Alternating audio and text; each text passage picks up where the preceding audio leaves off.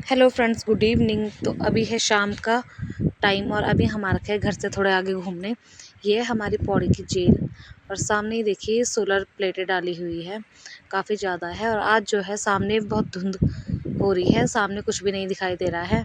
और साथ ही चीड़ों के पेड़ों की जो है ठंडी ठंडी हवा का आनंद ले रहे हैं हम। तो अभी जो है हम लोग ये देखिए सामने जो है कितनी धुंध हो रही है, आज तो कुछ ज़्यादा ही है। और अभी हम लोग चलेंगे घर की तरफ को, इधर की साइड जाएंगे हम लोग।